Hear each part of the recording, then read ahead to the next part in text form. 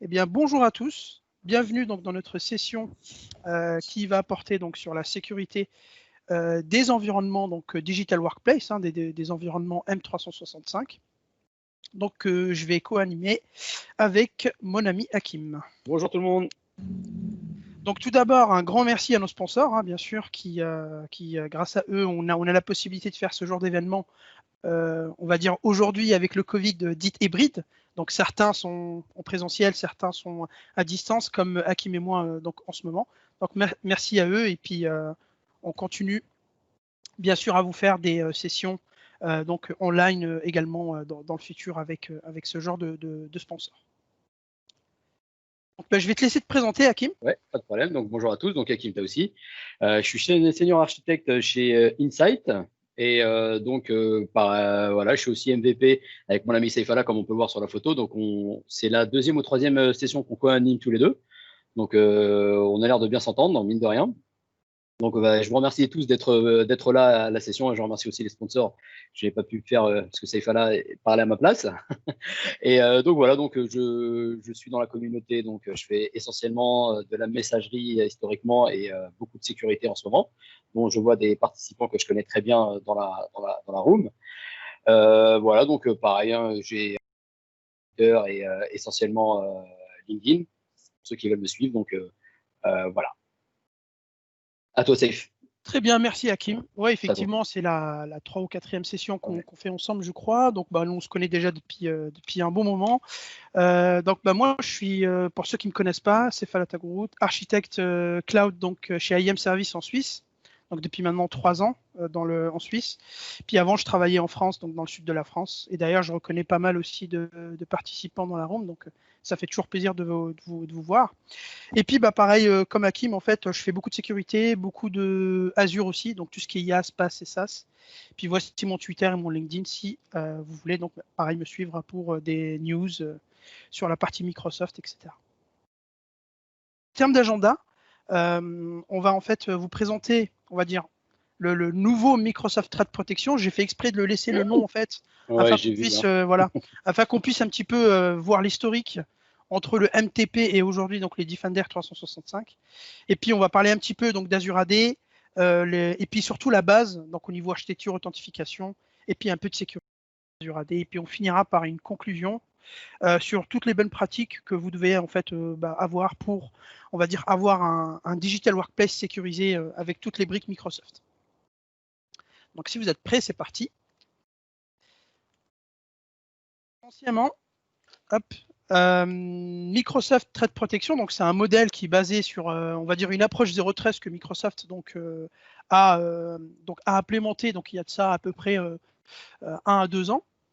Donc tout simplement, le MTP, c'est un modèle, si vous voulez, de produit. Donc c'est pas un produit, mais c'est un modèle, c'est une philosophie qui permet, si vous voulez, de sécuriser donc un environnement cloud et hybride de bout en bout, c'est-à-dire de l'identité, en passant par la data, en passant par la partie log, poste de travail, la messagerie, etc. Donc c'est vraiment un modèle, si vous voulez, qui va vraiment sécuriser, si vous voulez, le système d'information de bout en bout, comme si c'était une chaîne.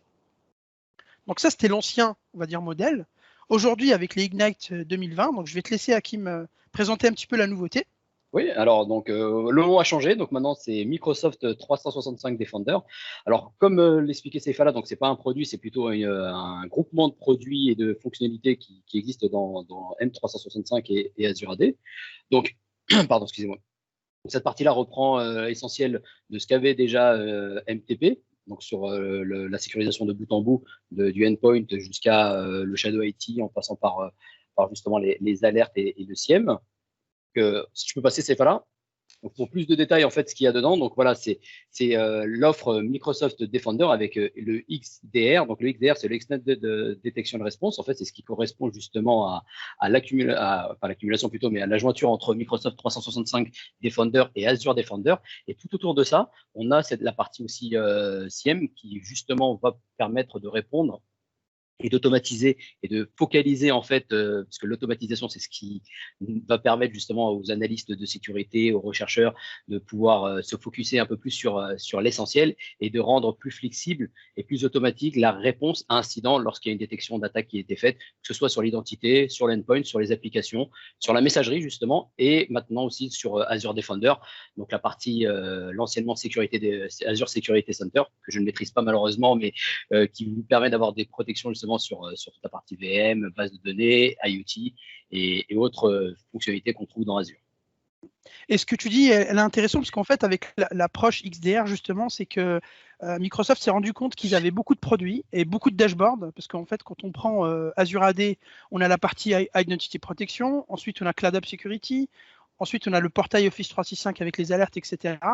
Aujourd'hui, avec ce qu'on appelle le SecOps, et surtout avec ce modèle, donc Azure Defender et M365 Defender, c'est qu'on va pouvoir avoir ce qu'on appelle une cross-platform, un cross-domain protection, qui va nous permettre d'avoir un seul portail, donc en l'occurrence Azure Sentinel, qui va lui recevoir donc toutes les alertes, tous les faux positifs, s'il y a des faux positifs, toutes les alertes, toutes les brèches de sécurité. Et puis derrière, on va pouvoir faire du hunting, donc partir à la chasse pour pouvoir donc détecter les brèches de sécurité, les attaques malicieuses, etc.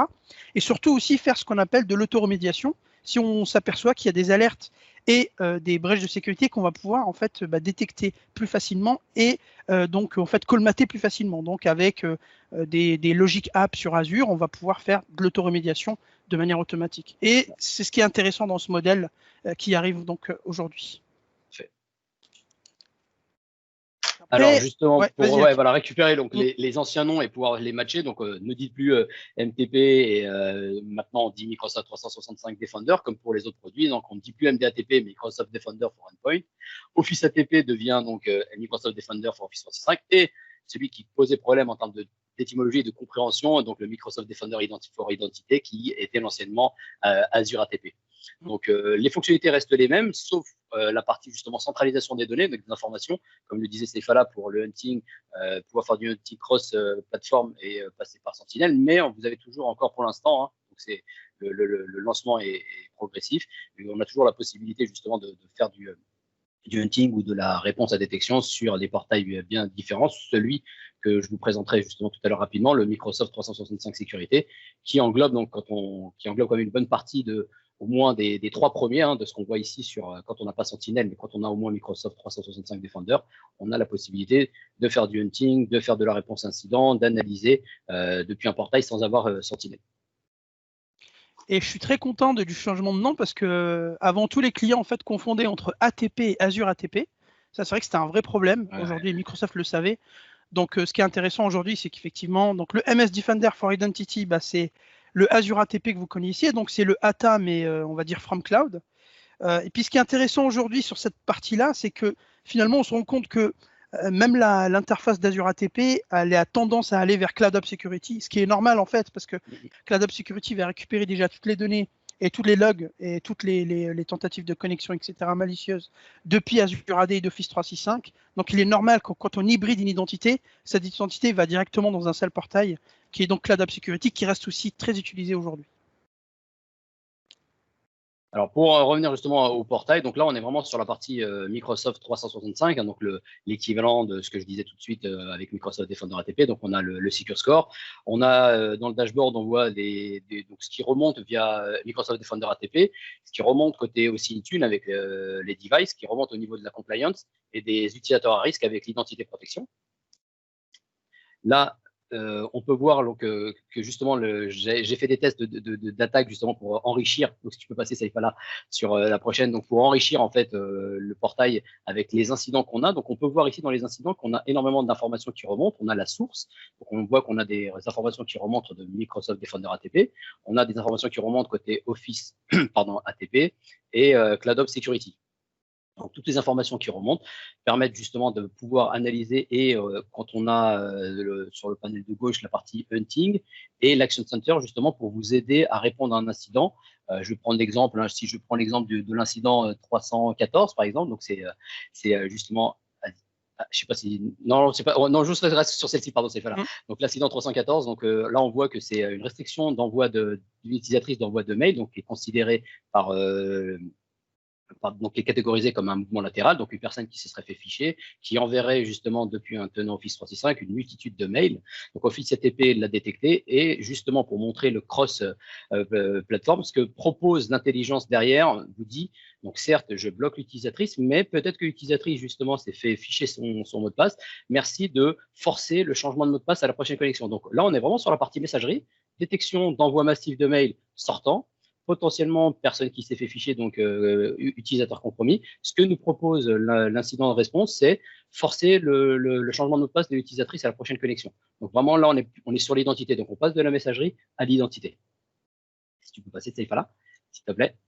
Donc sur cette slide-là, donc j'ai fait des attaques un peu classiques. Hein. J'ai essayé justement de couper et d'arrêter l'antivirus, d'essayer de faire du mouvement latéral, etc. sur un poste, donc Windows 10 qui était dans l'Active Directory. Et donc on voit qu'on a catégorisé, donc c'est qui permet de voir par rapport à la référence, donc Mitré, les tactiques d'attaque Mitré qui sont référencées.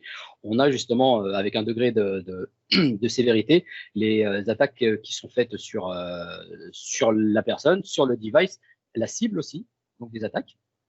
Et à partir de là, on voit plusieurs boutons. Donc, on a les alertes, le device, le user, la boîte aux lettres, si jamais il y a une boîte aux lettres, l'investigation. Donc, quelle sont l'automatisation entre guillemets que me propose l'intelligence derrière pour pouvoir remédier à ces incidents-là. Donc, éventuellement, isolation de la machine, hein, comme disait Seifala tout à l'heure. On peut maintenant, avec l'intégration de Sentinel et la multitude de playbooks qui existent, dès qu'il y a une attaque qui est remonté par Microsoft Defender ATP, pardon, Microsoft Defender for Endpoint. On a la possibilité donc de jouer un playbook qui va isoler la machine. Donc la machine sera isolée du réseau pour justement minimiser son impact et son activité malicieuse sur l'Active Directory ou sur le réseau tout court. Si tu peux passer. Là, justement, c'est une fonctionnalité. Alors, j'en ai profité justement pour reprendre tout de suite et montrer les nouvelles features qui sont intégrées. Donc là, on est vraiment dans Azure Sentinel. J'ai pas récupéré les incidents qui étaient liés à l'attaque. Je suis plutôt parti sur la nouvelle fonctionnalité de détection de comportement. Donc là, c'est quelque chose de nouveau qui arrive petit à petit, qui est encore en preview, qui a le mérite de très bien fonctionner. Donc même sur mon petit lab, j'arrive à remonter énormément d'informations. Ça va vous permettre de connaître un peu l'usage de vos utilisateurs, on va dire, dans votre réseau. Donc, je schématise un peu, mais voilà, donc vous allez éventuellement pouvoir détecter des comportements suspects, donc un utilisateur qui serait, pas un utilisateur, mais plutôt un méchant qui serait dans le réseau, qui serait dans la place, qui a essayé de se fondre dans la masse, mais qui a des activités qui forcément ne remontent pas ou que vous ne faites pas attention, donc là, vous allez pouvoir les voir. Donc là, mon utilisateur, hein, Hervé Dumont, pour ne pas le nommer, qui justement était en train de faire des bêtises sur le réseau. J'ai ces alertes qui sont remontées dans la fonctionnalité d'analyse comportementale de Sentinel, qui me dit voilà, j'ai 20 alertes concernant Office Activity, sur les sign-in, j'en ai 134 qui sont louches, avec un retour de ce que l'on a pu voir dans le portail précédent, donc les différentes alertes avec les degrés de sévérité. À droite, on a aussi les activités. Bon, là, il n'y en a pas beaucoup, mais typiquement, j'ai fait l'exemple tout à l'heure, c'est que moi, je me connecte très peu avec mon tenant sur Teams. Je me suis connecté sur Teams pour faire 2-3 activités. Il a vu que c'était pas forcément une activité suspecte, mais il a réussi à voir que c'était une activité anormale. Pas suspecte, mais anormale, qui était donc à faux positif, hein, mais voilà, Hakim, qui n'a pas l'habitude de faire du team sur son propre tenant, est en train d'en faire. Pourquoi? Donc voilà, il y a vraiment des choses qui remontent essentiellement donc, dans Sentinel et qui, grâce à l'interconnexion, donc ce que disait tout à l'heure Stéphane, l'interconnexion de toutes les plateformes qu'on a et toutes les fonctionnalités qui sont maintenant présentes avec Microsoft 365 Defender.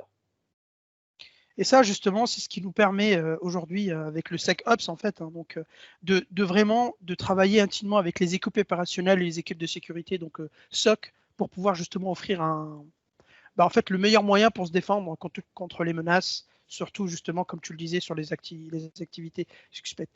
Et juste pour finir, ce qui est très bien avec cette nouvelle fonctionnalité, c'est que vraiment le système va faire une cartographie de l'identité de la personne, donc de l'authentification jusqu'à donc au produit qu'elle utilise, et en fonction bien entendu des situations et en fonction des corrélations qu'elle va pouvoir donc adapter en termes de log qu'elle va recevoir, elle va vous générer donc en fonction des patterns, elle va vous générer des alertes. Tiens, ça fait c'est bizarre, il a utilisé tel produit alors qu'il a jamais il a jamais utilisé auparavant, etc., etc. Et c'est là où on voit un petit peu la tendance de chez Microsoft, donc d'agrandir un peu on va dire ce mouvement en fait du machine learning, que ce soit au niveau du hunting et que ce soit aussi au niveau de la détection. C'est ça qui est important aujourd'hui. Alors, Donc justement, avec les nouveaux noms, donc je pense que beaucoup d'entre vous connaissent un petit peu cette, on va dire cette timeline d'attaque. Donc en fait, je l'ai reprise avec les nouveaux noms afin juste de bien vous expliquer. Donc en fait, les nouveaux noms par rapport donc aux techniques d'attaque et par rapport aux produits qui vont intervenir en fonction des attaques que vous allez potentiellement avoir au niveau de votre réseau. Si on commence par la droite, là on a la partie Cloud App Security, donc c'est vraiment la partie CASB, hein, donc en fait c'est un peu le contrôleur aérien qui va lui, si vous voulez, avoir une visualisation globale sur toutes les données, sur tous les logs, sur toutes les connexions de votre tenant, donc M365, et bien entendu aussi sur la partie exfiltration des données.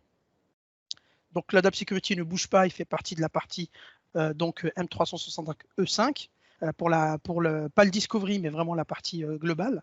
Ensuite, vous avez le Microsoft Defender for Identity, donc anciennement appelé Azure ATP, qui lui va venir intervenir au niveau de l'identité on-prem. Rappelez-vous, donc c'est là où on va installer en fait des agents au niveau des contrôleurs de domaine, et ensuite on va pouvoir donc cartographier aussi donc les identités on-prem, donc en termes de trafic Kerberos, DNS, NTLM, tout ce que vous voulez en termes d'Active Directory, pour pouvoir justement nous prévenir des attaques s'il y a du mouvement latéral, s'il y a du DC Shadow, s'il y a du Pass of the Hash, Pass of the Ticket, etc. Ou si vous avez tout simplement des comptes compromis, etc. Et là, on voit quelque chose d'intéressant, c'est l'intégration entre le produit qui est au milieu, donc Azure Identity Protection, qui fonctionne avec l'identité cloud, mais qui va aussi en fait s'intégrer avec le MDefender for Identity pour justement la partie donc user, si votre user est compromis ou pas. Ensuite, à gauche, vous avez le Microsoft Defender for Endpoint. Bon, ça, c'est l'antivirus que vous connaissez sous Windows 10 qui va, donc en fait, déjà, qui s'est vachement amélioré en termes d'attack and response, notamment avec la partie auto-remédiation avec les playbooks. Et puis, vous avez finalement le point d'entrée pour chaque attaque, pratiquement, comme tu le connais, Hakim, hein, c'est la partie phishing. La partie phishing, c'est la porte d'entrée, on va dire, la plus facile pour un attaquant. Et donc, c'est la partie MDefender, donc MS Defender for Office365, donc le plan 1 et le plan 2 que vous connaissez. Alors, vas-y. Non, excuse-moi, juste justement pour la partie de gauche sur la partie Microsoft Defender. Donc pour l'instant, donc Office ATP, je le disais tout à l'heure, il n'y a pas beaucoup de changements, sauf qu'il y a une nouvelle fonctionnalité, c'est les Protected Users. En fait, c'est une fonctionnalité qui va arriver et qui en fait donc va pouvoir cibler des utilisateurs qui sont dits sensibles chez vous. Vous allez aussi pouvoir en déterminer quelques-uns et vous allez avoir justement on va dire des playbooks, mais bien spécifiques à ces utilisateurs-là. Donc en fait, ils vont avoir une surveillance toute particulière, puisque c'est pas moi qui le dis, c'est Microsoft et je les crois à 99,9%. C'est 90% des attaques qu'on voit en ce moment, et en plus avec la Covid, ça n'arrange pas les choses, mais 90% reste du phishing. Là, j'ai la chance de travailler avec des clients qui malheureusement sont victimes de ce type d'attaques, qui sont bloqués. Donc c'est pour ça que j'ai la chance d'eux. Et donc voilà, donc c'est quelque chose qui arrivera et qui arrive toujours. Donc la partie messagerie. Donc là, Microsoft a déjà capitalisé énormément sur toute la partie intelligence qui y a autour de détection d'attaques de phishing. Et maintenant, pour renforcer vraiment, toujours, on est dans l'automatisation et on est surtout dans le focus en fait, pouvoir se dire j'ai une équipe de SecOps, peut-être que justement j'ai une équipe de SecOps réduite, mais j'aimerais qu'elle se focalise sur quelque chose de particulier. Donc pour vous aider à vous focaliser sur quelque chose de plus pas plus ambitieux, pardon, mais plutôt un peu plus touchy. Microsoft fait le reste, donc vous allez pouvoir justement déléguer entre guillemets cette partie-là à Microsoft et lui faire confiance, mais vous avez toujours l'interaction avec l'être humain, bien sûr. Donc la protection user, vous allez pouvoir vous dire tiens, ma population d'utilisateurs, donc CEO, etc., qui sont sensibles, je vais avoir des alertes particulières. S'il y a alerte, voilà ce que je peux faire justement pour ces utilisateurs-là. Alors justement, intéressant que tu parles de cette nouvelle feature, donc les Protected Users sur MD Defender pour 365. De mémoire, je crois par contre, en termes de prérequis, il faut, je crois que c'était 10 000 licences actives sur le tenant pour que ça fonctionne. Je ne sais pas si tu as déjà vu cette prérequis ou pas, mais en tout cas, ça m'a semblé un peu quand même bizarre. Donc, il faudra juste rechecker ça avec Microsoft. Alors là, j'ai relu l'AKB justement. Normalement, ça a changé. Je pense pas qu'on ait autant, mais parce que justement, ils veulent démocratiser cette intégration et cette fonctionnalité, puisque 90% des attaques que moi je vois, c'est des attaques par rebond qu'il y a déjà chez Microsoft. Donc Microsoft, qui reste la cible principale de l'attaque de ce type de phishing, cherche justement à se protéger et on le voit aussi donc avec ces fonctionnalités-là. Donc je pense que ils vont assouplir, je suis sûr, et j'espère. Parce que là, ça gueule un peu sur les forums, c'est pour ça. Donc, ok. Super. Donc, alors juste pour reprendre, juste pour reschématiser en fait cette timeline par rapport à, on va dire à la surface d'attaque au niveau d'un système d'information. Donc l'offre à l'époque, en fait, du coup, on l'a appelé la threat protection. Donc l'offre threat protection, je l'ai laissé exprès. J'ai laissé les anciens noms exprès aussi. Et puis en fait, on peut le voir avec ces trois phases, comment en fait aujourd'hui on arrive à protéger donc l'identité en fonction de l'environnement qui l'entoure. Donc le premier c'est comme l'a dit Hakim, 99,99% des attaques pratiquement, on voit que c'est du phishing derrière. Donc on a la porte d'entrée en numéro 1 qui est donc couverte par MS Defender for Office 365, donc plan 1 et plan 2. Ensuite, vous avez la partie 2, donc, qui est la workstation, c'est-à-dire c'est l'environnement dans lequel vit l'utilisateur, en fait, en quelque sorte. Hein. C'est-à-dire qu'il vit dans quelque chose, on va dire, il consomme quelque chose à partir de cette workstation. Donc, on a l'antivirus que vous connaissez, qui est le MS Defender for Endpoint. Et puis, on a la partie identité, c'est-à-dire l'utilisateur en lui-même, directement, donc qui, lui, consomme les ressources, que ce soit des applications cloud ou des applications on-prem ou des services, donc qui lui protégé par Microsoft Defender for Identity, donc anciennement appelé Azure Threat Protection, Azure AD Threat Protection. Donc là, c'est juste pour vous montrer un petit peu, si vous voulez, l'écosystème derrière avec l'offre que Microsoft nous met à disposition aujourd'hui. Alors juste pour justement pour la partie endpoint, donc on avait vu que là on était vraiment très focalisé sur le workstation, mais voilà, Microsoft a annoncé justement l'étendue, pardon, ils étendent justement la partie Microsoft Defender sur d'autres devices, hein, donc on a vu Linux, macOS, Android et iPhone aussi. Et iOS, voilà, qui a le mérite de vraiment fonctionner très bien. Donc juste pour la petite histoire, quand j'ai tendance à le dire et le répéter, mais quand un safe link, donc Office ATP, ne bloque pas un lien, on a la chance derrière d'avoir Microsoft Defender ATP qui détecte le lien malicieux grâce aux fonctionnalités de Smart Screen, et qui permet voilà, de se protéger. Donc on a toujours, on va dire, la double sécurité, puisque beaucoup d'attaques sont des liens dans des liens, donc avec des redirections où le premier lien est valide et le deuxième est malicieux. Donc voilà, donc on a c'est étendu, c'est-à-dire qu'on est maintenant sûr d'être protégé même quand on est en balade avec son Android ou son iPhone. Et ça, c'est vrai que c'est plutôt top pour la partie, pour les clients en fait qui ont plusieurs produits divers et variés en fait dans leur système d'information. Ça va leur permettre un petit peu d'unifier tout ça et d'avoir, on va dire, une couche globale de sécurité. Alors, donc, comme on le disait en préambule, en fait, donc le but de cette session est de vous aider à sécuriser votre digital workplace, donc votre environnement M365. Pour ceux qui ont suivi les autres sessions que j'avais fait, et puis avec Hakim aussi, j'avais un modèle de sécurité. On avait fait un modèle de sécurité donc en 9 étapes qui permettait, en fait, à travers ces 9 étapes, de vous donner une sécurité en fait optimale en fonction de chaque surface d'attaque que vous allez pouvoir avoir, donc que ce soit le phishing, que ce soit la data, que ce soit l'identité, que ce soit la partie serveur, que ce soit la partie workstation, etc. Donc là, on l'a un petit peu amélioré, parce qu'en fait, on s'est aperçu quand même qu'il y avait pas mal de... Et puis déjà, la partie nom qui a changé. Et si vous voulez, donc, à travers ce modèle, donc, vous avez plusieurs briques et vous allez pouvoir choisir entre les briques que vous voulez donc mettre en place pour votre environnement. Ce qui est intéressant avec ce modèle, c'est qu'il est adaptable et flexible dans le sens où vous n'êtes pas obligé de faire l'étape 3 et puis, vous n'êtes pas obligé de faire, si vous voulez, étape 1, étape 2, étape 3 à la suite. Vous pouvez très bien commencer par l'étape 3 et ensuite revenir à l'étape 1, etc. Mais il est bien entendu conseillé quand même de suivre les étapes les unes après les autres afin d'avoir, on va dire, une sécurité optimale. Et ce qui est important, c'est que, comme on vous l'a dit, c'est qu'aujourd'hui, on s'est aperçu, hein, donc la partie phishing elle devient quand même de plus en plus omniprésente, surtout avec la Covid, qui n'arrange pas les choses en ce moment.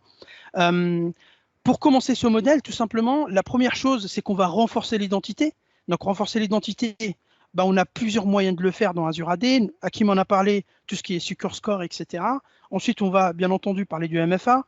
Alors, le MFA, honnêtement, il y a 3-4 ans, on disait oui, c'est cool pour les admins, mais en fait, on oubliait les utilisateurs. Honnêtement, aujourd'hui, pour moi, et je pense que Hakim, tu pourras le confirmer, moi, ça devient mandatory pour tous les users, que ce soit des admins, que ce soit des utilisateurs standards, il faut vraiment que ça soit uniforme pour tout le monde.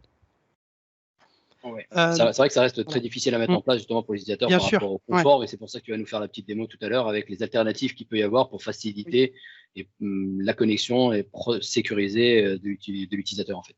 Bien sûr, tout à fait. Et d'ailleurs, c'est pour ça que tout en bas, en fait, j'ai rajouté quelque chose. C'est vrai que en tant que technique, en fait, quand on est technique, on ne se rend pas compte, mais c'est vrai que j'ai rajouté tout en bas ce qu'on appelle le change and communication, parce que c'est vrai qu'il y a énormément de choses qui sont orientées end-user, où vous êtes obligé de communiquer, vous êtes obligé d'avoir une bonne communication, vous êtes obligé de faire de la com auprès de vos users, sinon les solutions ne sont pas adaptées et elles ne sont pas adoptées par le user et ça sera mal perçu. Donc, et votre projet sera un échec tout simplement. Donc, une fois qu'on a fait le MFA, on passera après sur la partie protection des passwords, donc soit avec vos policies internes que vous avez depuis votre Active Directory, soit alors avec le Password Smart Lookout que Azure AD propose afin tout simplement de sécuriser le password en fait, de manière un peu plus granulaire parce que Microsoft va se baser sur sa base de données de password en fait, qui se trouve avec énormément de mots de passe qui sont un petit peu, on va dire, perdus dans la nature. Donc avec ça, ils vont pouvoir vous construire un modèle de mot de passe qui est vachement plus granulaire que ce qu'on peut avoir dans un Active Directory on-prem. Ensuite, les comptes brise-glace également, qui sont très importants. N'oubliez pas de les créer. Ça vous évitera des aventures où vous pouvez, par exemple, sur des conditional access, vous couper les pattes et puis vous ne pourrez plus vous connecter sur votre tenant. Alors, il y a quelque chose qui est très bien, justement, c'est fait là pour parler du compte brise-glace, c'est aussi de surveiller, donc le monitorer. Il y a une KB qui explique comment faire, et justement, avec Sentinel, on a un playbook pratiquement qui va vous permettre justement de détecter l'utilisation du compte brise-glace. Donc, si vous voyez une alerte en disant, tiens, ce compte-là est utilisé alors que normalement, c'est quelque chose que personne ne doit utiliser, donc ça permet d'avoir cette remontée et d'éventuellement bloquer ce compte-là. Tout à fait, oui, exactement. Après, moi, en général, ce que j'ai l'habitude de faire et l'habitude de conseiller avec mes clients, c'est que si vous n'avez pas de l'Azure Sentinel, parce qu'effectivement, Azure Sentinel, ça nécessite une souscription Azure, donc forcément, il faut payer ce que tu utilises, donc on paye as you go. On peut très bien, comme l'a dit Hakim tout à l'heure, le détecter aussi via Cloud App Security, avec des alertes aussi qui vont, si vous voulez, donc en fait, loguer tout ce qui est connexion depuis le compte brise-glace. Donc, une fois qu'on est arrivé sur cette renfort de l'identité, on va passer au point 2. Donc, ça, c'est votre aventure sécurité. On va réduire la surface d'attaque donc grâce au conditional access. Donc, on va un peu s'appuyer sur le modèle Zero Trust, c'est-à-dire que… Alors, le Zero Trust, ça ne sert à rien d'en faire des tonnes, parce je lis plein de choses, on lit plein de théories, machin truc, et puis ça existe depuis des années. Le Zero Trust, ce qui est simple, il faut que ça reste simple, c'est-à-dire qu'on fait confiance à rien, ce qui rentre dans le système d'information. Et puis, on essaye de truster et de vérifier ce qui doit être vérifié ou trusté, tout simplement. Et par ça, on va le construire avec des conditional access. On va par exemple bloquer tout ce qui est legacy authentication. Ça, Hakim le sait très bien, parce qu'il a déjà eu quelques aventures avec le SMTP, etc. Voilà, justement, Microsoft, voilà, c'est ça. Exchange Online consomme énormément de protocoles legacy. Donc, vous mettez du MFA, c'est génial, mais si l'attaquant se connecte à la boîte aux lettres en POP ou IMAP, MFA, il est mort, il ne sert à rien, parce que du coup, il ne le supporte pas. Donc oui, en effet, pouvoir bloquer cette partie legacy authentication. Exactement. Et puis, un point très important dans la sécurité, quand même, c'est l'accès à votre tenant. Donc, c'est-à-dire la stratégie de gouvernance de droit que vous allez donner à vos administrateurs pour se connecter à votre tenant. Vous imaginez bien que tout le monde ne peut pas être global admin, parce que j'ai vu des tenants où j'ai vu 20 à 30 global admin, donc ça, il faut absolument pas le faire, c'est vraiment super dangereux. Et on a donc avec Azure AD P2, donc Privilege Identity Management, qui va vous permettre de faire ce qu'on appelle du just-in-time access, c'est-à-dire que ça va vous donner des droits granulaires ou pas, en fonction de ce que vous voulez. Et puis, vous allez, quand vous allez vous connecter, par exemple, pour créer une stratégie dans Exchange, vous allez donner les droits, vous allez vous demander les droits via un workflow, donc via un process. Tiens, bonjour, j'aimerais bien être Exchange admin pendant 2 heures. Et donc, on va vous donner les droits pendant 2 heures. Et au-delà de 2 heures, votre accès sera automatiquement révoqué. Donc là, ce qui est intéressant, c'est que bien sûr, vous allez contrôler qui se connecte à quoi et comment, puisque vous allez recevoir des alertes à chaque fois qu'un administrateur aura fait une évaluation de privilèges. Donc, une fois qu'on a rempli ça, on va aller sur la partie 3. Et la partie 3, on en a parlé un petit peu en introduction, que ce soit la partie Identity Protection, la partie Exchange Online Protection avec l'anti-spam, etc., le MS Defender pour Office 365 et la partie identité on-prem, donc avec l'ancien Azure ATP. Donc, protéger tout ça afin d'avoir vraiment, si vous voulez, une base solide pour partir vers Office 365. Ensuite, le point 4, c'est important, il est souvent oublié, c'est la partie audit et log. Ça, c'est super important. Donc, n'hésitez pas à mettre en place des outils. Donc, vous pouvez, bien entendu, comme je l'ai dit tout à l'heure, tout balancer vers Cloud App Security. Et ensuite, de Cloud App Security, si vous avez de la chance d'avoir une souscription Azure, vous balancez tout dans Azure. Ou alors, tout simplement, vous appuyez un petit peu sur les logs que vous propose par exemple le e-discovery, le e-discovery Advanced dans Office 365. Déjà, ça va vous aider sur pas mal de choses quand vous devez faire des recherches, etc. Ouais. Il y a la possibilité aussi d'exporter, donc à chaque fois de créer des scripts qui permettent d'exporter les logs format lisible, comme ça vous pouvez les mettre de côté, puisqu'on a quand même une rétention, tout dépend de la souscription que vous avez, et ça peut aller de 30 jours de mémoire pour certains logs à 90 et un peu plus, donc ça change beaucoup, ça change très vite, donc, mais voilà, donc les logs ne sont pas éternels, donc ils ont tendance à partir justement sur les applications, donc l'idée justement de les stocker, que ce soit dans Azure, dans un CIEM, ou même localement en les exportant si malheureusement on n'a pas les moyens de faire autrement. Bien sûr. Ensuite, on a la partie 5, donc je l'ai mis optionnel, mais non, moi je suis pas d'accord. Ça ne doit pas être optionnel, ça doit être mandatory, comme tu Exactement. dis. Mandatory. Exactement. Surtout le SSPR, parce que moi je trouve ça intéressant. Pourquoi ? Le SSPR, moi ce que j'aime bien, c'est que vous le savez, c'est le self-service password reset pour pouvoir réciter les passwords depuis le cloud. Donc ça fait en fait, on va dire une sorte de password write-back dans l'Active Directory. Mais ce qui m'intéresse plus, c'est qu'avec ça, je vais pouvoir activer, tu sais, Hakim, l'identity protection qui dit qu'à chaque fois que j'ai un utilisateur qui est risqué ou compromis, je lui force de réciter son password. Et là, c'est intéressant parce que si on n'active pas cette fonctionnalité, malheureusement, comme tu dis, Hakim, on se retrouve un petit peu limité dans pas mal de choses. Donc ça peut être quand même intéressant de proposer en fait des portails self-service pour vos utilisateurs, notamment la partie package access. Vous allez pouvoir mettre en place en fait de la gouvernance des workflows pour dire pour par exemple un utilisateur qui souhaite joindre un Teams, un groupe Teams. En fait, il va jouer un workflow, il va faire sa demande, et puis cette demande sera approuvée par son chef, et cet utilisateur sera automatiquement ajouté via ce workflow dans le Teams qu'il veut. Admettons, c'est le Teams Technical, il sera rajouté dans le Teams Technical, etc. Je ne sais pas si tu veux ajouter quelque chose là-dessus. En fait, pour la partie MFA et SSPR, justement, Microsoft propose depuis le 15 août, c'est sur tous les tenants, si vous faites du SSPR, l'inscription combinée est par défaut. Donc maintenant, l'inscription combinée, donc, vous vous enregistrez pour le SSPR, vous avez la possibilité donc, de vous inscrire aussi pour le MFA. Les deux vont de pair. Moi, j'ai beaucoup de missions et j'en fais une récemment justement sur la partie activation du MFA avec SSPR. C'est contraignant parce que justement tu l'as mis dans la partie change, c'est vraiment le côté change et communication au end user. Quid du téléphone portable perso, quid que ce soit pour l'MFA ou le SSPR, des questions-réponses, etc., etc. Donc très important, et il y a une bonne pratique maintenant qui est décrite dans une KB de Microsoft, c'est l'inscription MFA SSPR. Vaut mieux le faire dans un réseau trusté, c'est-à-dire que j'ai eu un retour d'expérience à ce niveau-là chez un client qui malheureusement était victime de phishing, mot de passe dans la nature. En fait, quand il a voulu mettre le MFA, c'était le pirate qui a rentré ses informations. Alors, je ne sais pas ce qu'il avait mis, je n'ai pas de détails, est-ce qu'il a mis son jeton, son téléphone ou n'importe quoi, mais voilà, donc il a pu s'enregistrer, utiliser le SSPR. Après, je ne sais pas ce qu'il en a fait, bien sûr, mais voilà, il y avait une faille. Le pirate, a profité de cette fonctionnalité pour enregistrer ses propres infos. Pourquoi ? Parce qu'il était dans un réseau non trusté et donc il avait l'autorisation de le faire. Maintenant, quand vous allez enregistrer le SSPR et le MFA, le fait de le faire depuis un réseau trusté, grâce au conditional access, c'est un accès conditionnel qui dit pour l'enregistrement de ces informations-là, fais-le depuis tel réseau. Comme ça vous permet de maîtriser, de faire aussi de maîtriser aussi le déploiement progressif. Vous pouvez se faire par lot, par groupe. J'intègre une personne dans un groupe, elle est dans les conditionnels access, elle est dans le groupe SSPR MFA. Du coup, la personne s'enregistre petit à petit et vous maîtrisez votre communication, votre change et éventuellement les effets de bord qu'il peut y avoir. Donc vraiment, bonne pratique. Si vous faites ça, faites-le depuis un réseau trusté pour éviter que quelqu'un d'autre le fasse à votre place.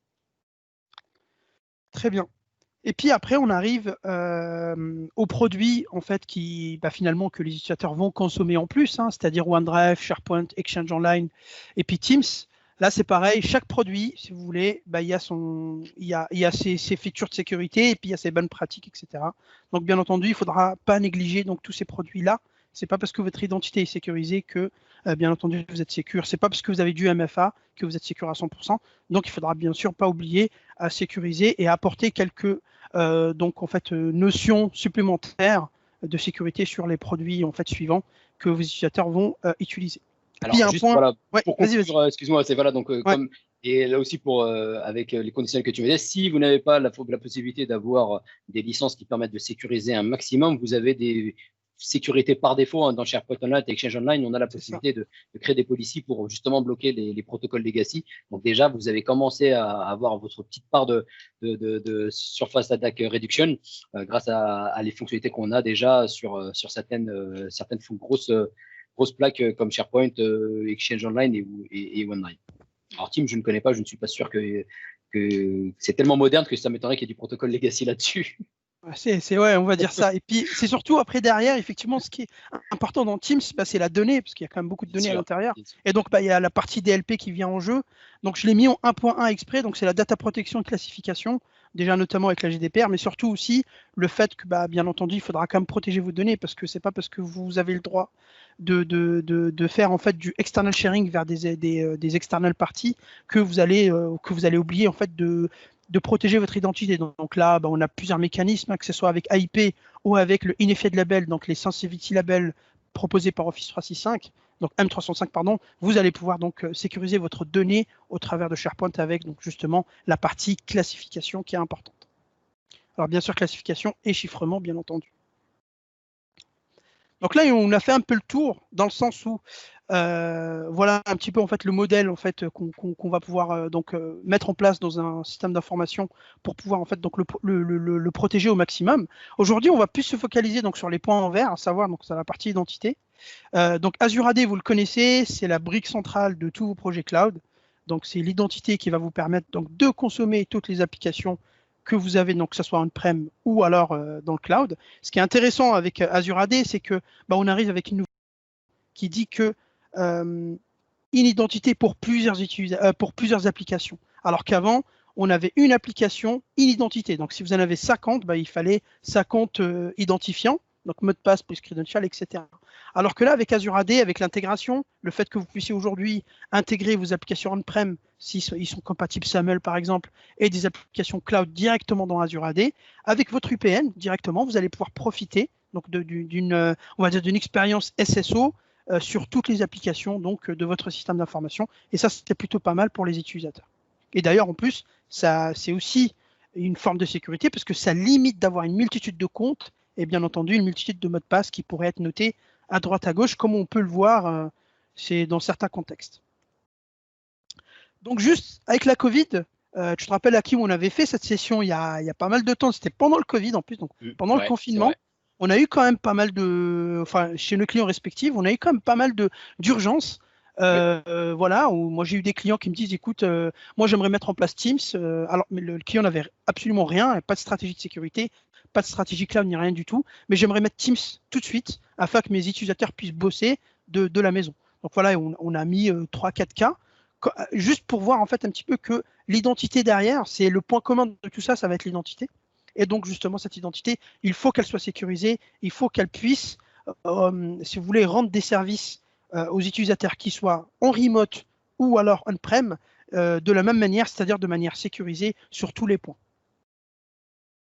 Donc le monde idéal, enfin la solution ultime pour moi en tout cas, là du coup c'est là et pas le, excusez-moi du terme. Ouais, bon, attention. Hein. Exactement, ouais, ça je vais me faire gronder.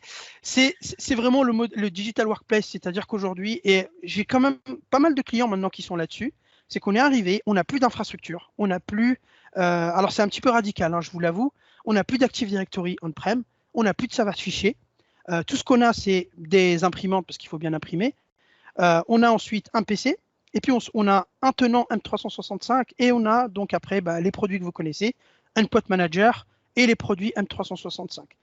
Donc le service de fichier, le serveur de fichier est remplacé par SharePoint, par OneDrive, par Teams, par ce que vous voulez. La partie Active Directory, elle est automatiquement remplacée par Azure AD, puisque l'identité est directement dans Azure AD. Et quand vous êtes dans ce mode-là, c'est vrai que quand même on se rend compte, et c'est Microsoft qui le dit aussi, on se rend compte quand même que la surface d'attaque, elle est vachement plus limitée. Parce que vous imaginez bien que n'importe quelle entreprise qu'on soit, c'est toujours moins sécurisé que chez Microsoft, hein, qui comme on peut le voir d'ailleurs, la dernière release, en fait, ils mettent plus d'1 milliard de dollars donc, par an sur la sécurité. Donc là, moi, voilà un peu comment j'imagine le monde de demain. C'est vraiment un modèle digital workplace, sans briques, infrastructure on-prem, et puis vraiment du full cloud directement. Et en fait, c'est de faire de la consommation et plus s'embêter à faire des mises à jour sur les serveurs et des choses comme ça. Il y a une private joke justement qui dit que dès qu'à chaque fois qu'il y a une machine Windows 10 qui est intégrée, qui est hybrid join dans Azure AD, il y a un ange qui perd ses ailes, justement pour montrer qu'en fait une machine Windows 10, autant la mettre directement dans Azure AD plutôt que la mettre dans l'Active Directory et ensuite dans le voilà. Donc c'est vrai que ça peut être drôle hein, quand on est dans le truc, mais voilà, c'est vraiment la tendance comme tu disais et beaucoup militent justement pour cette partie-là. Ouais. Après, on est d'accord, hein, c'est quand même assez futuriste parce que tu imagines bien que dans une boîte qui a 100 000 users, tu arrives, vous n'avez plus d'Active Directory, il faut tout passer sur Azure AD, c'est un peu compliqué. Mais en tout cas, voilà, ça a le mérite d'être là en tout cas. Et moi, j'ai quand même pas mal de clients qui sont dans ce mode-là. Donc, on a jusqu'à quand même 500 users qui sont vraiment dans un mode, mais vraiment full cloud, que ce soit la partie Azure pour quelques applications et vraiment que la partie Azure AD pour la partie identité. Donc, on verra dans les prochaines années si ça prend ou pas. Donc après, justement, en parlant d'identité, tiens, Hakim, je vais te laisser juste commenter un petit peu les différentes identités qu'on peut retrouver dans un tenant M365. Oui, donc on a le fameux user cloud only. Donc là, on est, comme tu disais, c'est un peu ce que tu présentais tout à l'heure où l'utilisateur est cloud only. Alors, l'identité hybride, donc c'est l'utilisateur qui est synchronisé, donc qui est présent aussi bien on-prem, online, qui justement va consommer de la donnée on-prem et online. On a les utilisateurs qui ne sont pas synchronisés, qui n'ont pas lieu de remonter. Donc, l'avantage qu'il y a avec ces… alors, ça dépend aussi du modèle et on peut mixer les deux. Donc, on le voit souvent sur des tenants qu'on a… qu'on administre ou qu'on gère, qu'on a justement la possibilité de mixer entre les utilisateurs cloud only et synchronisés pour des besoins bien spécifiques, hein, comme on parlait tout à l'heure de sécurité. Hein. J'ai vu énormément de clients qui mettaient des comptes d'admin synchronisés et que derrière, désynchronisation du compte, on avait perdu l'administration du tenant. Donc la séparation des rôles et droits est déjà une bonne chose à ce niveau-là. Donc l'utilisateur, il a besoin de consommer de la donnée dans le cloud et on le synchronise. Il n'a pas besoin de faire autre chose que de l'administration, on le met cloud only. Pareil pour de la partie gestion aussi de boîte aux lettres, puisque derrière, quand on synchronise cette identité, c'est qu'elle va consommer des fonctionnalités Office, donc SharePoint, Drive, OneDrive, Exchange, etc. Donc, on a possibilité justement de mixer aussi les deux. Je vais reprendre l'exemple d'Exchange parce que c'est quelque chose que je maîtrise de plus. Donc, d'avoir des comptes qui sont cloud only pour des boîtes aux lettres et des boîtes aux lettres partagées, par exemple, qui ne consomment ni licence et pas besoin d'avoir une administration on-prem, parce que derrière, l'administration on-prem sur Exchange, elle est un peu… elle est un peu compliquée parce que tout doit se faire sur l'annuaire maître qui est l'Active Directory. On a donc la possibilité là on n'est pas trop sur la connexion, sur l'authentification, mais on est vraiment sur la partie synchronisation et authentification. Donc on a besoin, donc vous le savez tout de suite tous, qu'on a un Azure AD Connect, donc le serveur de synchronisation qui va faire aussi des fonctionnalités un peu plus avancées. Voilà, il faut que tu passes là-dessus, sur la partie authentification. On milite, hein, et ADFS. Ouais, ça c'est pareil. Non, ADFS, la prochaine fois, on la retirera de nos slides. Donc, profitez vraiment voilà, profitez dans la politique de réduction d'attaque de surface et de gestion plus simplifiée, plus d'ADFS, parce que derrière, on n'ouvre plus rien entrant pour l'identité. Donc, on protège son identité, on réduit sa surface d'attaque, pas besoin de mettre de l'ADFS. On a d'autres fonctionnalités qui existent, donc le PTA et le PHS, hein, de password hash synchronisation, qui fait profiter aussi de toutes les technologies qu'on a vues tout à l'heure, Smart Lockout et le fameux identité protection ou le mot de passe où Microsoft est abonné entre guillemets à du dark web. Donc, si votre mot de passe est fuité dans le dark web, ils le savent et du coup, ils vous protègent sur cette partie-là. Si tu veux enchaîner, c'est pas parce que je vois que tu peux avancer les slides. Oui, bien sûr, mais c'est juste parce que j'avais un décalage. Justement. Parce qu'il y avait un décalage, justement. Et ce qui est intéressant, c'est que justement, c'est vrai que maintenant, c'est un peu moins vrai, mais avant, on avait toujours ces discussions. Oui, je veux faire du M365, qu'est-ce que je fais? Est-ce que je fais de la DFS? Est-ce que je fais du PTA? Est-ce que je fais du PHS? Et c'est vrai qu'on s'est rendu compte, hein, si on fait de la DFS, en fait, c'est ça. Les gens, c'est qu'on les voit comme ça. C'est en fait, en gros, on met toute une usine à gaz uniquement pour s'authentifier. Alors, c'est vrai que c'était vrai quand Office 365 est sorti à l'époque, parce que tu te souviens, Hakim, c'était mandatory d'avoir de la DFS. Voilà. C'est ça. C'était un prérequis. Voilà, c'était un prérequis. Mais aujourd'hui, on le voit en fait finalement que avec un simple AD Connect, alors bien sûr en bonne pratique, avec un deuxième AD Connect en mode staging, avec du PHS ou alors du PTA, avec avec des agents bien sûr qui peuvent être en achat derrière. On voit qu'en fait, on peut déjà enlever toute cette couche quand même qui est très lourde de la DFS, à savoir pour avoir une vraie architecture ADFS, il faut minimum 2 serveurs on-prem ADFS classique et 2 WAP en DMZ. donc avec des certificats, avec la partie load balancer qui peut être très lourd, uniquement en fait juste pour de l'authentification en fait. Voilà. Donc là, il y a aussi quelque chose, pour revenir à ce que tu disais tout à l'heure par rapport à la DFS et le fait que ce soit que c'était un prérequis. Pareil, en termes de marketing, Microsoft mettait plutôt, au lieu de mettre PHS, il mettait password synchronisation. Exactement. Et du coup, le hash, donc ça a fait peur et beaucoup n'ont pas voulu aller en disant je n'ai pas envie de mettre mon mot de passe dans le cloud.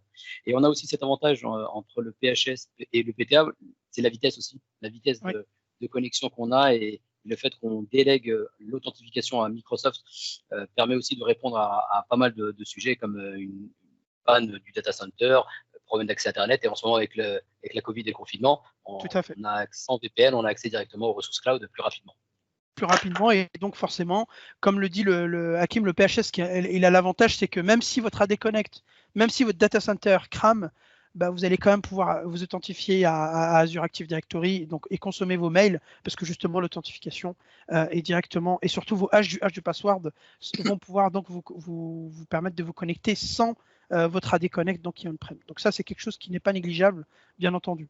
Donc je pense que dans les prochains slides, on va enlever la fédération.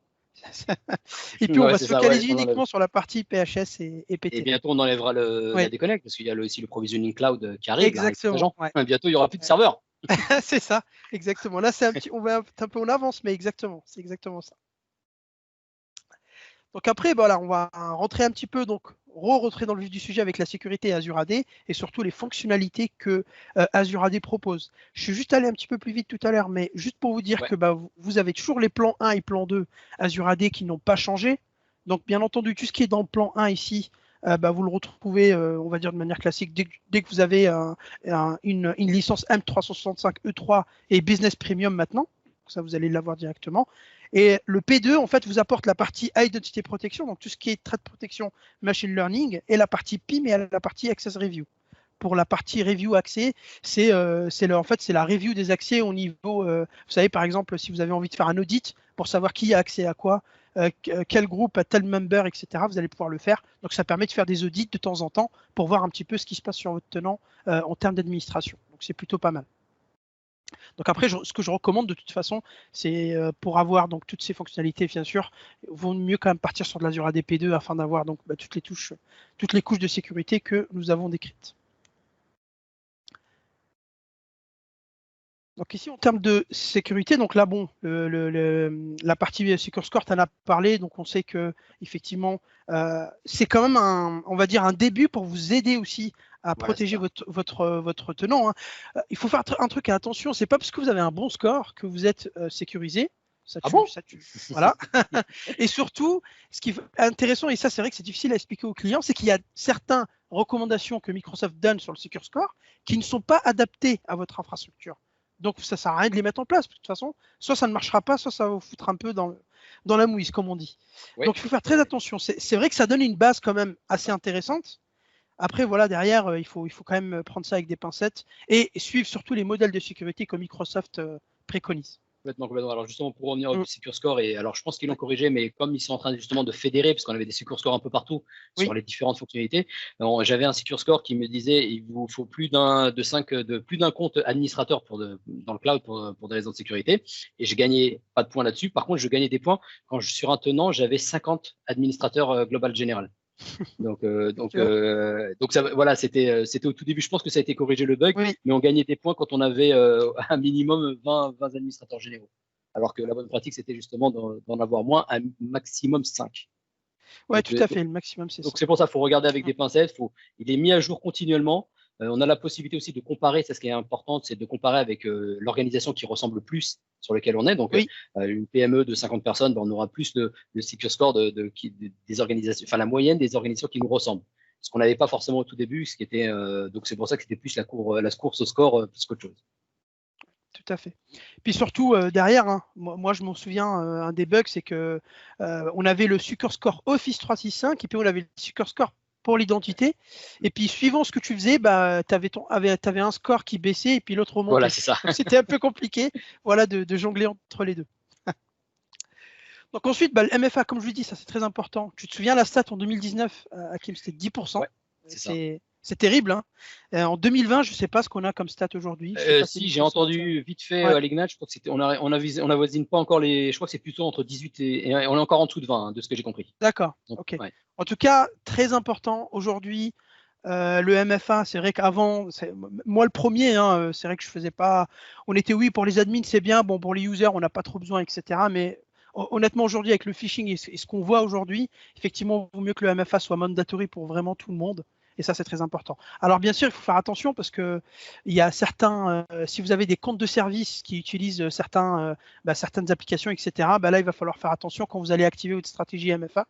Parce que activer le MFA pour toute la boîte, je peux vous dire que c'est pas une chose qui est facile. Alors oui, techniquement, c'est très simple. Hein. Vous faites une conditional access, vous l'appliquez sur tout le monde et puis on n'en parle plus. Mais en réalité, c'est un petit peu plus compliqué que ça. Ouais, voilà, c'est ça exactement. Par rapport au change, par rapport au timing, par rapport au type d'application que vous utilisez, par rapport à si vous avez encore des legacy applications ou pas.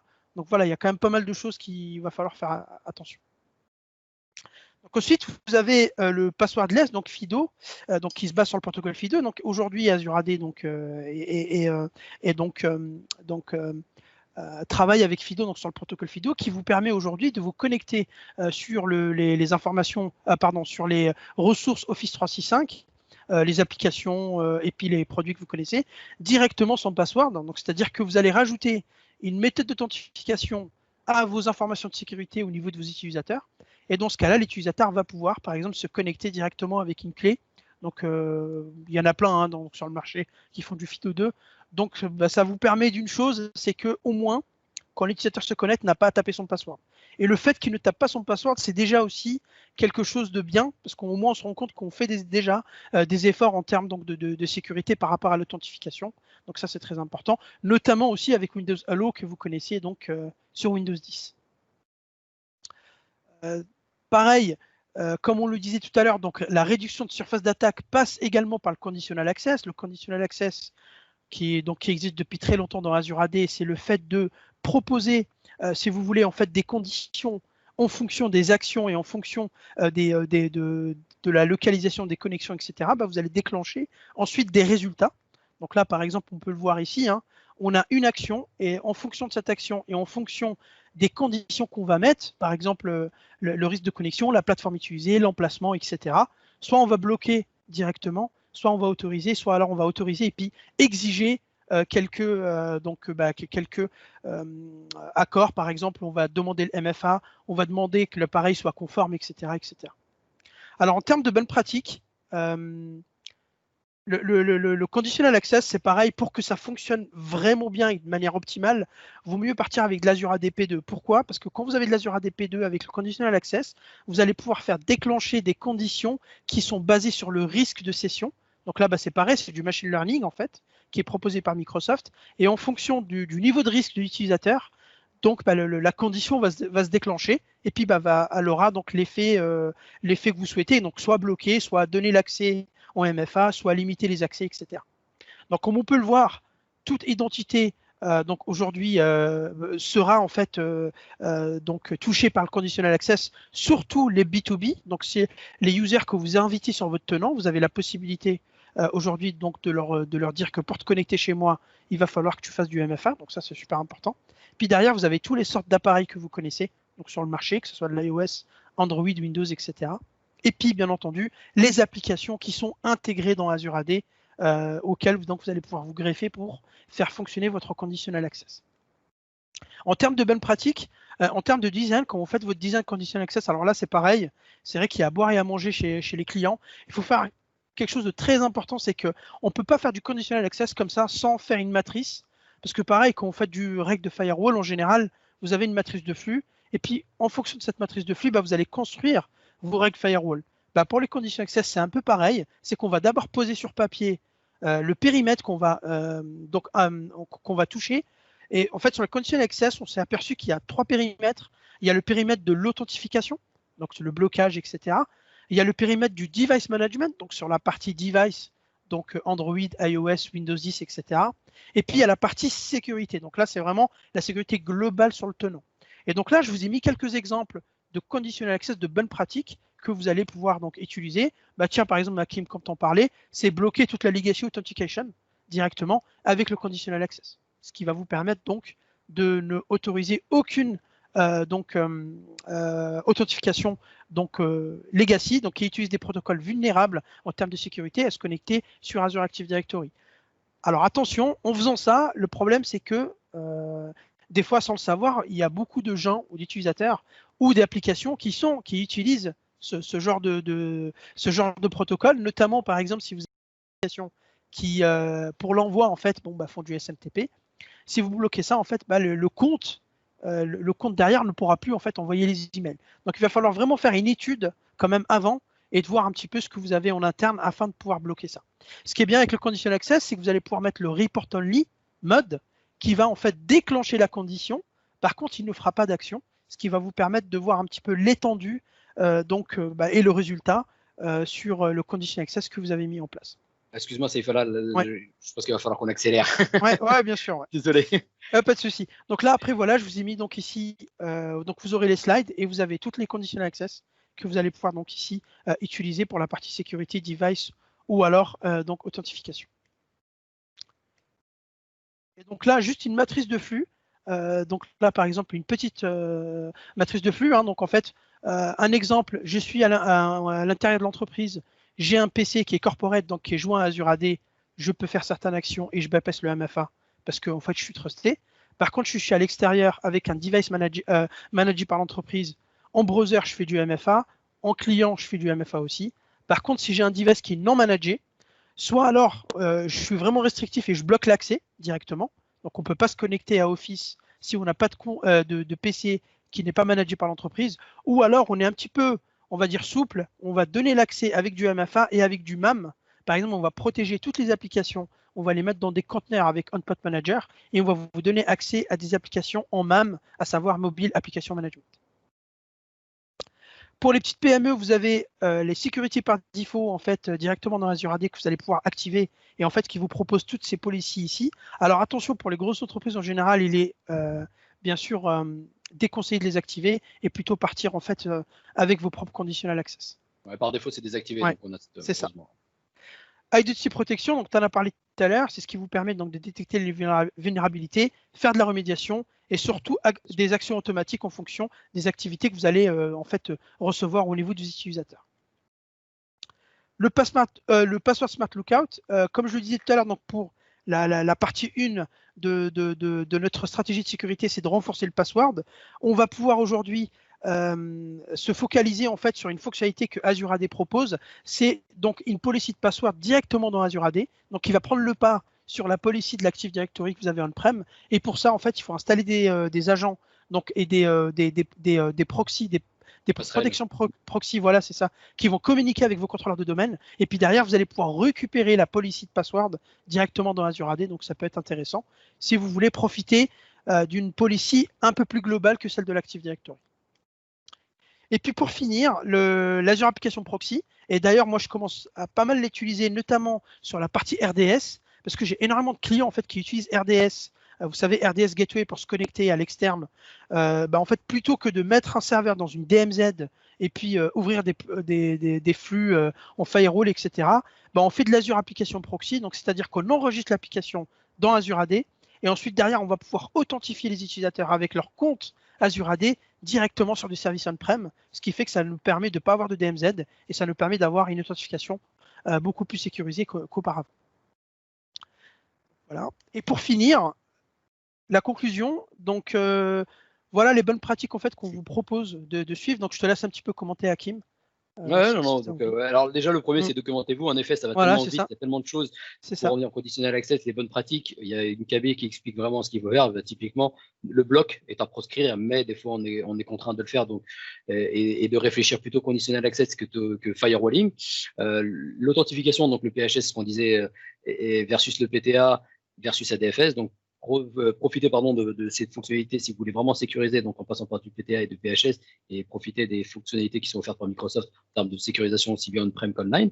Donc capitaliser sur la sécurité cloud pour la partie on-prem. Le MFA, passwordless, très intéressant justement quand on est en train de parler depuis ce matin du phishing, donc se protéger justement du mot de passe. Donc l'utilisateur n'a plus besoin de saisir son mot de passe, n'a plus besoin de le retenir, il y a une certaine protection. Et derrière, si on a le man in the middle qui essaie justement de capter un mot de passe, on a la cassure et ça permet vraiment de se protéger à ce niveau-là.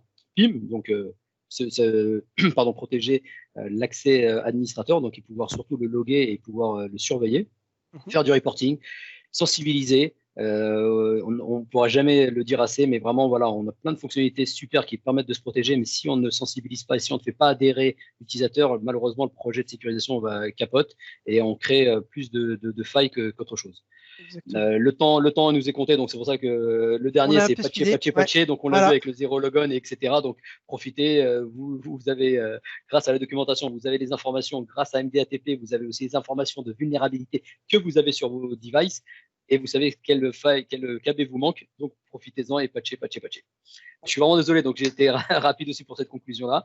Je vois qu'on déborde énormément, donc merci beaucoup encore. Merci Saifala comme d'habitude. Merci à vous tous. À la prochaine encore. Et à la prochaine merci beaucoup, merci aux sponsors et merci à AMS. Et à très bientôt pour une nouvelle session. Ciao. Merci. Bon courage. Merci.